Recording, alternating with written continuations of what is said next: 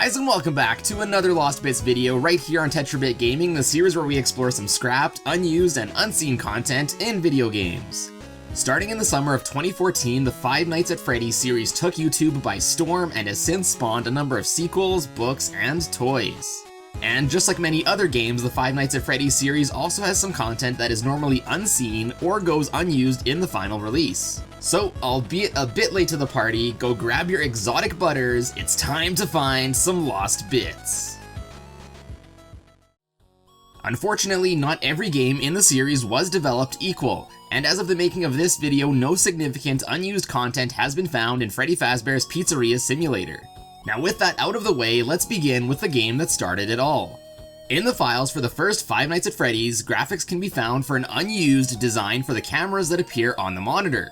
It looks like initially, instead of just seeing the cameras numbered, the player would be able to see the viewing direction of each camera and would also have a better idea of exactly where it was placed. If you look closely, you might also notice that in these early graphics, the location of some of the cameras are slightly different than in the final game. The backstage camera was facing towards the room from the door instead of the other way around, the Pirate Cove camera was closer to the West Hall instead of right in front of the curtains where Foxy hides, and lastly, the camera in the supply closet was initially in the bottom right corner instead of the top left. Why these camera placements were altered remains unclear. It's also interesting to note that the camera in the kitchen, which is disabled in the final game and has been a point of mystery, does have a visible viewing angle, so perhaps at this time, this camera was still being considered for in-game use. Next up is an unused 5th level of the power usage meter. Normally the most power the player can consume is 4 bars by closing both doors and either turning on a light or opening the camera.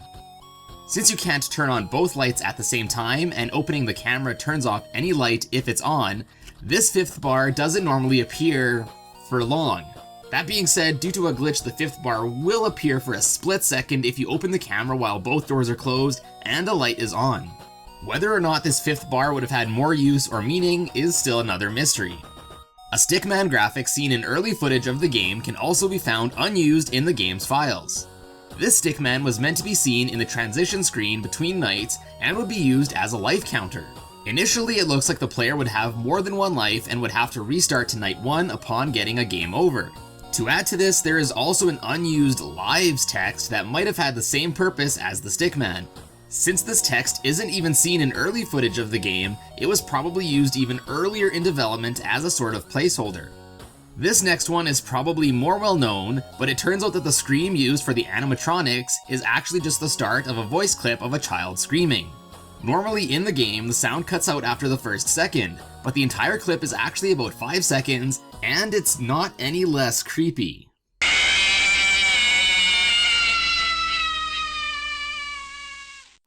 Furthermore, the scream for Golden Freddy is actually the same file, just slower and more distorted. Again, in the game, only the first second is heard before it cuts out. Here's the sound clip in its entirety.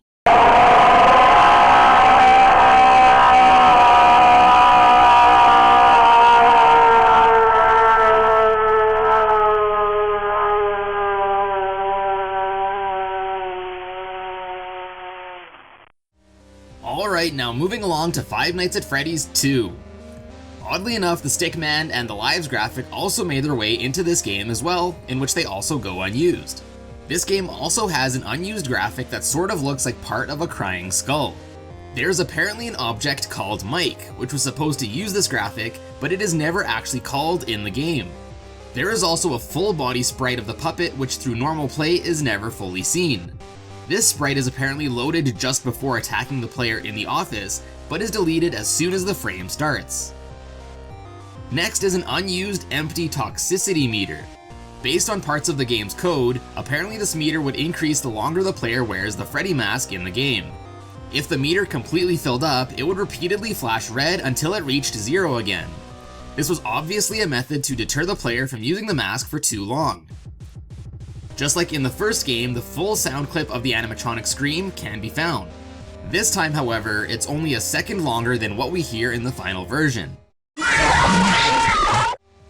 Moving along to Five Nights at Freddy's 3, and guess what? The stickman and lives graphics are back. Again. The creator of the series, Scott Cawthon, must have had a really hard time letting go of these or something. Additionally, there is also an unused graphic for a button to seal the vent in the game. This was altered in the final release, where instead the player has to double-click the vent camera in order to seal it. Interestingly, there is also an unused graphic for a 7th night that might have been accessible at some point. In the final game, however, only 6 nights can be accessed. Since we only see the top half of Springtrap when he appears in front of the window, the lower half of his body is never normally seen. His walking animation is especially funny since the lower half is just motionless. Since we weren't meant to see his legs here, I guess it makes sense why Scott didn't feel the need to animate them. Next up, Five Nights at Freddy's 4, where Scott finally decided to get rid of the unused life counters. This game unfortunately doesn't have all too much unused content though. The first unused graphic here is that of an animated star. It is believed that at one point this star was to be used for the unlockable stars on the main menu. The other unused graphic is some unused text saying chapter, which doesn't match any of the other fonts used in the game. The font, however, did find its way into the RPG spin-off FNAF World. Maybe at one point, instead of saying how many days were left until the party, the background story would be divided into chapters. Now moving along to Sister Location, the first unused image is that of Ballora being both shocked and lit up at the same time. This obviously goes unused since doing both at the same time isn't possible. Next is an unused red tinted image of Circus Baby. This looks like it was probably an early placeholder for the game over screen. There is also an unused orange variation of the purple stars that you get for completing the game and the other modes. The next unused graphic is pretty weird. This smiley face, although unseen, is used during the ending cutscene. It is most likely just used as a reference point for placing the purple glowing eyes. And also, since the mouth is shown in 2 locations, it is likely that maybe at one point the animatronic stuffed protagonist's mouth was meant to move as well. And while we're on this topic, I don't know how true this is, but apparently the silhouette of the protagonist in the mirror is derived from Rick Astley's classic music video for Never Gonna Give You Up. I can definitely see some similarity, but who knows. Also, Never Gonna Give You Up was released in 1987, which is the same year as the Bite of 87 event referenced in the series. Is this on purpose or just a coincidence? You be the judge. Sister Location also has an unused graphic of the mini-renas. From the lighting in this graphic, we can see that they don't have a typical endoskeleton like the other animatronics do. And with all of the main series games out of the way, only the RPG spin-off FNAF World game remains. And oddly enough, this game has by far the most unused content. First off, there is an unused version of Brow Boy that can be found in the files of the game. Based on this version, instead of being one of the game's bosses, it looks like he was originally going to be just another regular enemy, similar to Ball Boy. Next up are 3 unseen stars. Although they are unseen off-screen, these stars are still unlocked by completing the game's 3 endings. This star reward system was used in pretty much every other game, so it's kind of weird why it was removed here. A turtle from another one of Scott's games, Slumberfish, has for some reason made its way into this game's files. Apparently at one point it was meant to be seen in the game's fishing minigame. An unused graphic for the also unused Toxic Song attack can also be found in the files. However, no additional coding for this attack is found anywhere else. Similarly, there is also an unused animation for finding an unused chip called Haunting. This chip would apparently summon Ghost Freddy to freeze an enemy. Just like with Toxic Song, although this graphic exists, no additional coding for it can be found. Up next is an unused voice acting clip. Now I'm going to kick your ass! Wait, what? I can't say that in the game. Apparently this JJ voice clip was likely to have been used after Nightmare Chica's plane gets shot down in the game. Honestly, this clip almost sounds like an outtake from the voice actor who recorded this, rather than something that was meant to be used. Next up are some unused text strings. In each of the game's endings, hidden in the code, the following message can be seen. Well, congratulations, you beat a fictional monster in a fictional game. Bravo, big deal. Not your typical endgame message now, is it? Next is an unseen off-screen text showing the end along with the number 1. This suggests that maybe at one point the game would display which ending the player had completed. The last unused text string was intended to be used the first time Fredbear tells the player to find the clock.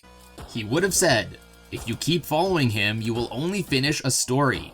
There is something more important for you to do." Due to a programming error, this text is never actually seen. And lastly, and probably the most intriguing, is the box from Five Nights at Freddy's 4. According to Scott Cawthon, this mysterious box was supposed to contain the pieces put together and was supposed to be opened in the game's Halloween update. But no one figured out the mystery in time to open it. Since then, the box has remained very mysterious, and Scott had put that some things are best left forgotten forever. Even though we still don't know what's inside the box, why it can be found off-screen in the subtunnel sections in FNAF World is beyond me.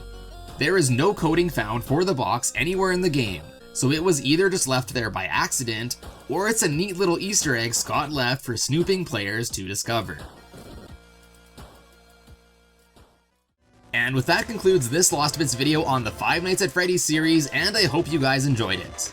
Be sure to let me know what other games you would like to see me cover on Lost Bits next.